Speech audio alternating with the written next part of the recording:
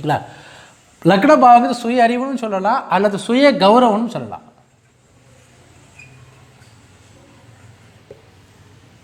பத்தாம் பாவத்தை தொழில் அறிவு அல்லது அந்தஸ்துன்னு சொல்லுவோம். அந்தஸ்து அப்படிங்கிறது என்ன அப்படின்னா ஒருத்தருடைய அதாவது 10வது பாவங்கிறது அந்தஸ்துன்னு சொல்கிறோம், 1வது இடங்கிறது சுய கௌரவம் சொல்கிறோம். சுய கௌரவங்கிறது என்னென்னா ஒரு மனிதர் அவர் செய்கிற தொழில் இல்லாமல் அவருடைய மூளையை வைத்து அவருடைய குணாதிசயத்தை வைத்து ஒரு கௌரவம் கிடைக்குது பார்த்தீங்களா, அதுதான் வந்து சுய கௌரவம்னு சொல்கிறோம். அந்தஸ்துங்கிறது தொழிலை வச்சு சொல்கிறது. இதை உங்களுக்கு புரிகிற மாதிரி சொல்கிறதுனா, அதாவது மரியாதைங்கிறது லக்ன பாவம், தொழில் ரீதியாக கிடைக்கிற இந்த கமர்ஷியல் ரீதியாக வரக்கூடிய அந்த பதவி ஆட்சி அதிகாரங்கிறது 10வது பாவம். இப்போது 1வது வீடு வந்து ஒரு ஜாதகத்தில் 3, 7ன்னு தொடர்பு கொள்ளுது. 10வது வீடு வந்து 11வது வீட்டை தொடர்பு கொள்ளுதுன்னு வச்சுக்கிங்களேன். அப்போ பாருங்கள், லக்ன பாவங்கிறது அகம் சார்ந்த நிலையிலையும் 10வது பாவமும் அகம் சார்ந்த நிலையில் இருக்கிறதால இங்கே எண்ணமும் செயலும் ஒன்றா இருக்கக்கூடிய அமைப்பு அப்படின்னு எடுத்துக்கலாம். அதாவது 1வது வீடுங்கிறது எண்ணம், எண்ணம் இது செயல். 10வது வீடுங்கிறது நம்ம கர்மான்னு சொல்லுவோம். 10வது வீட்டுக்கு கர்மான்னு சொல்லுவோம். கர்மானா ஒருத்தர் என்ன செயலை செய்கிறாரோ, எதற்காக பிறந்திருக்காரோ, என்ன விஷயத்தில் அவர் ஈடுபடுறாரோ அதுதான் நம்ம கர்மா சொல்கிறோம். இங்கே 10வது வீடு ஒற்றைப்படை பாவம் தொடர்பு கொள்றதால இந்த ஜாதகர் அகம் சார்ந்த செயலுக்காக இந்த உலகத்தில் பிறந்திருக்கிறார். இவருடைய எண்ண ஓட்டமும் அகம் சார்ந்த வகையில் இருக்கிறதால இங்கே எண்ணமும் செயலும் ஒன்றா இருக்கிறதால இவர் ஈஸியாக அவர் இருக்கக்கூடிய துறையில் டெவலப் ஆகிடுவார். இப்போ இந்த மாதிரி நபர்கள் அகம் சார்ந்த துறையில் போனாங்கன்னா சிறப்பாக இருக்கும். இதே 10வது வீடு என்பது இரட்டைப்படை பாவமாகவும் லக்ன பாவம் ஒற்றைப்படை பாவமாகவும் இருந்தால் அவர் தன்னுடைய தொழிலில் வந்து ரொம்ப சின்சியராக இருப்பார். ஆனால் எண்ண ஓட்டங்கள் என்பது கொஞ்சம் இலகிய எண்ண ஓட்டங்கள், அந்த இது கொஞ்சம் கம்மியாக இருக்குன்னு எடுத்துக்கலாம். எண்ணமும் செயலும் கொஞ்சம் மாறுபட்டு இருக்குது அப்படின்னு எடுத்துக்கலாம். உதாரணத்துக்கு சொல்கிறேன் பாருங்களேன், ஒரு கலெக்டருக்கு 10வது பாவம் 2, 4, 6, 10ன்னு தொடர்பு கொள்ளுது. 2, 4, 6, 10ல் ஏதோ ஒரு பாவம் இருக்குது அப்படின்னு பார்க்கும்போது 10வது பாவம் நல்ல வலுவாக இருக்குன்னு எடுத்துக்கலாம்.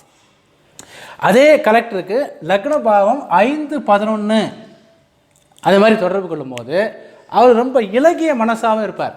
அவருக்கு ஆளுமை தன்மை எல்லாம் இருந்தாலும் கூட நிறைய பேருக்கு விட்டு கொடுத்து, அதாவது கண்டிப்பு என்பது கொஞ்சம் குறைவாக இருக்குன்னு எடுத்துக்கலாம் இயல்பான வகையில். அதாவது வேலையில் இருக்கும்போது கரெக்டாக இருப்பார், வேலை முடிஞ்ச உடனே என்ன ஆகுனா அந்த தன்னுடைய ஸ்டாஃபை யாருன்னா திட்டினாலும் கூட அதுக்கப்புறம் கூப்பிட்டு அவருக்கு மன்னிச்சு விட்டுருவார்.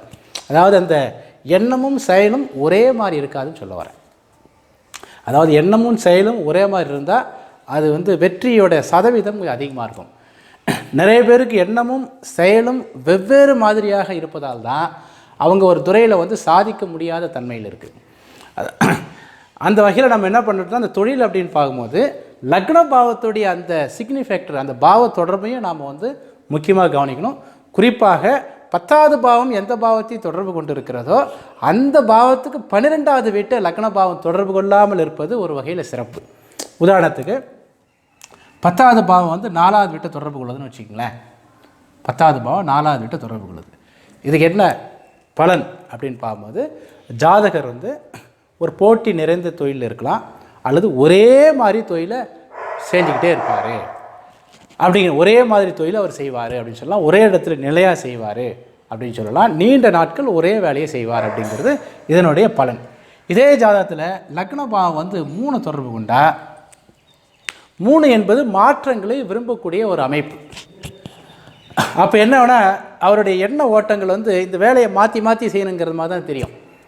அப்போ 2த்துக்கு இடையில் தசாபுத்திகளை சார்ந்து நடக்கிற தசாபுத்திகள் அகம் சார்ந்து தசையாக இருந்தால் இந்த 4வது பாவம் வீக் ஆகிடும்.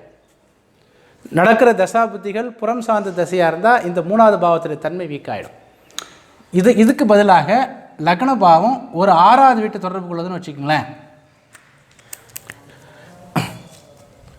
லக்ன பாவம் ஒரு 6வது வீட்டை தொடர்பு கொண்டிருந்தால் அப்போ எண்ணமும் செயலும் ஒன்றாக இருக்கும் அப்படின்னு எடுத்துக்கலாம்.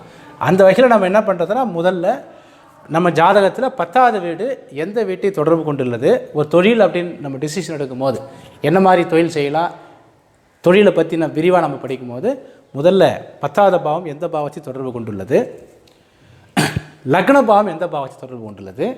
10வது வீடு தன்னுடைய வீட்டுக்கு சாதகமான வீட்டை தொடர்பு கொண்டிருக்கா, லக்னத்திற்கு பாதகமற்ற பாவத்தை தொடர்பு கொண்டிருக்கா?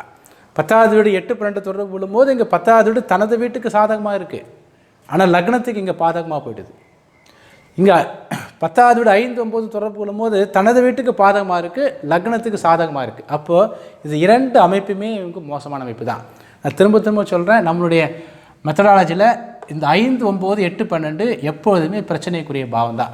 ஏன்னா இது லக்னத்துக்கு தீமை, இது 2ஆம் பாவத்துக்கு தீமை. 2ஆம் பாவம் மட்டும் இல்லாமல் அது 10ஆம் பாவத்துக்கு 8 12வது பாவமாக போயிருந்தால. ஏன் இங்கே 10வது பாவத்தை சொல்கிறோன்னா, இருக்கிற 12 பாவத்தில் 10வது பாவம் தான் நம்ம என்ன சொல்கிறோன்னா டாப் அப்படின்னு சொல்லுவோம். இந்த டாப் அப்படிங்கிறது தான் 10வது பாவம். ஓகேங்களா? அதாவது 4ஆம் பாவத்துக்கு நேர் எதிராக இருக்கக்கூடிய பாவம். ஒரு ராசி கட்டத்தில் 4வது பாவம்னா அந்த 4ஆம் பாவத்துக்கு 180 டிகிரி ஆப்போசிட்டில். அதாவது 4வது பாவம் பூமி அப்படின்னா 10வது பாவம் வானம். ஓகேங்களா? அப்போ என்னென்னா பூமிங்கிறது சமமாக இருக்குது, வானங்கிறது உயர்ந்து இருக்குது. அப்போ அதனால தான் நம்ம என்ன சொல்கிறோம், நம்ம இதுக்கு முன்னாடி இருந்த வீடியோவோட சொல்லியிருப்பேன், 4ஆம் பாவங்கிறது குறுந்தொழில், 10ஆம் பாவங்கிறது இண்டஸ்ட்ரி அப்படின்னு சொல்லியிருப்பேன். அந்த வகையில் இந்த 10வது பாவம் என்பது ஒரு ஜாதகத்தில் 2 4 6 10 அல்லது 1 3 7 11 தொடர்பு கொள்ளும்போது லக்ன பாவம் எந்த மாதிரி தொடர்பு கொண்டுள்ளது என பார்க்க வேண்டும். இது ஃபஸ்ட்டு. எந்த தொழில் நான் சொல்ல வரல, ஜென்ரலாக ஒருத்தருடைய தொழிலுக்கான ஆளுமையை பற்றி நம்ம பேசும்போது இதை பார்க்குறோம்.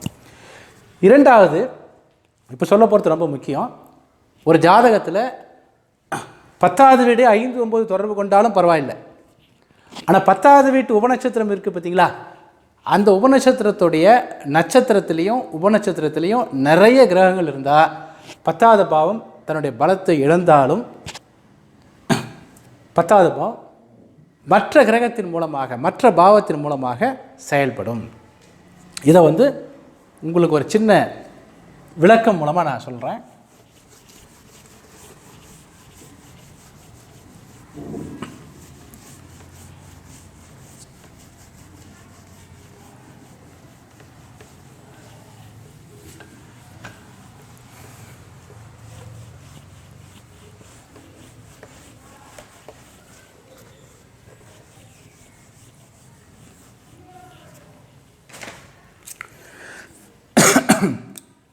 இப்போது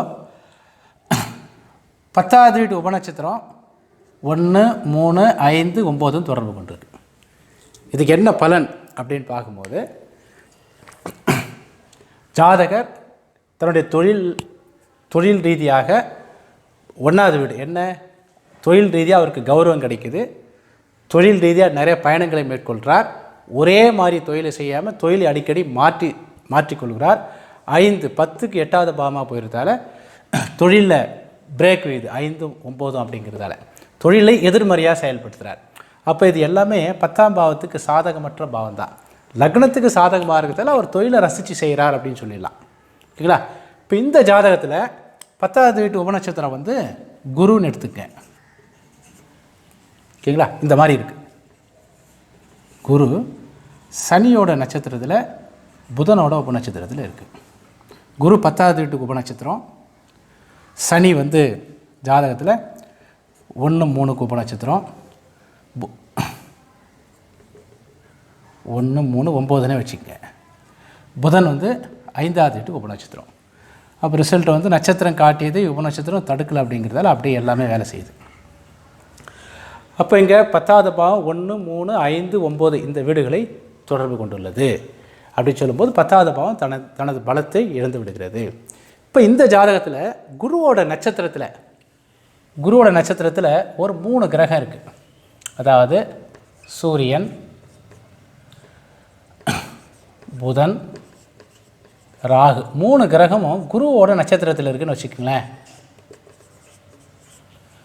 அப்போ என்ன ஆகும், இந்த 3 கிரகமும் குருவோட ரெப்ரசன்டிவ் ஆகிடுறார். அதாவது இந்த சூரியன் குருவோட வேலையை செய்வார், புதன் குருவோட வேலையை செய்வார், ராகு குருவோட வேலையை செய்வார். அப்போ என்ன ஆகும், இந்த 3 கிரகமும் வெளியிலிருந்து குரு செய்ய வேண்டிய வேலையை இந்த 3 கிரகம் செய்யுது.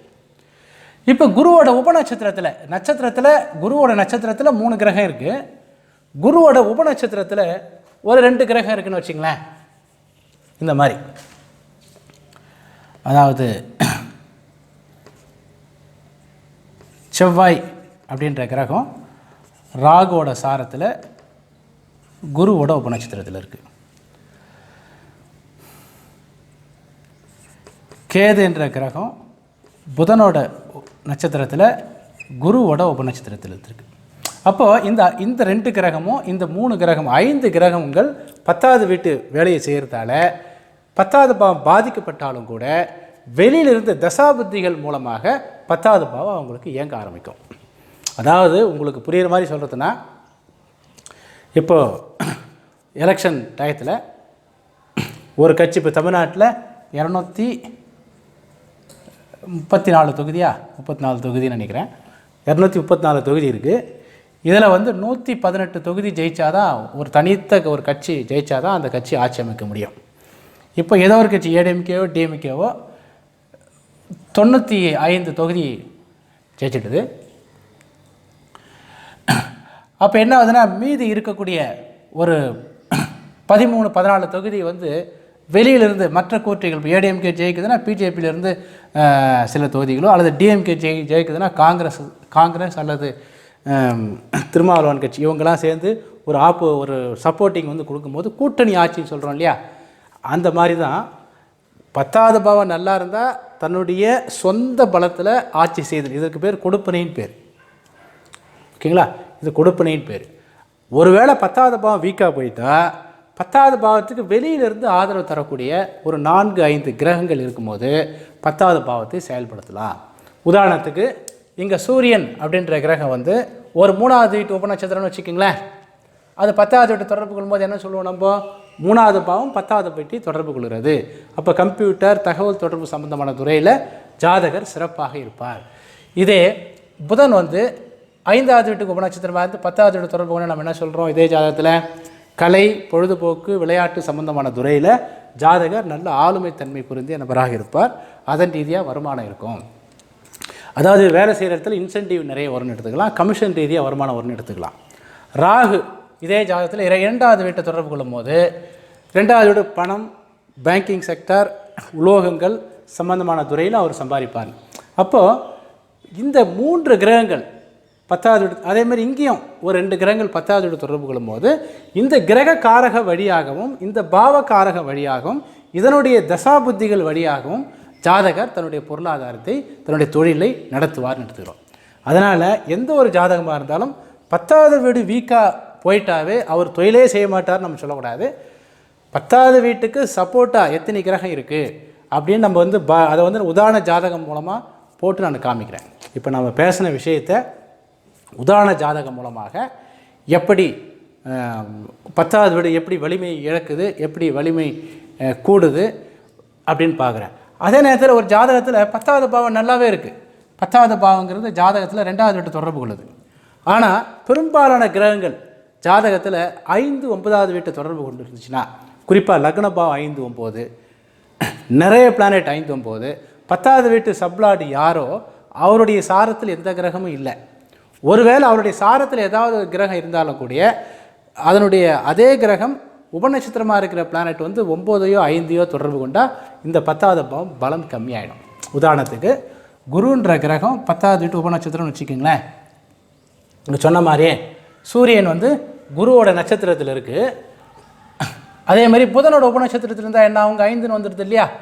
இந்த மாதிரி நிறைய பிளானெட்டு 10வது பாவம் வலுவாக இருந்தாலும் கூட அதனுடைய சாரத்தில் நிறைய கிரகம் இல்லாமல் இருத்தல் ஒன்று. ஒருவேளை சாரத்தில் இருந்தாலும் உபநட்சத்திரத்தில் 5-9 தொடர்பு கொண்டு லக்ன பாவம் 5-9, நிறைய பிளானெட் 5-9 நடக்கிற தசா புத்திகளையும் நிறைய பிளானெட் 5-9 தொடர்பு கொள்ளும் போது இந்த 10வது பாவம் வலிமையாக இருந்தாலும் கூட அது பிரயோஜனம் இல்லை.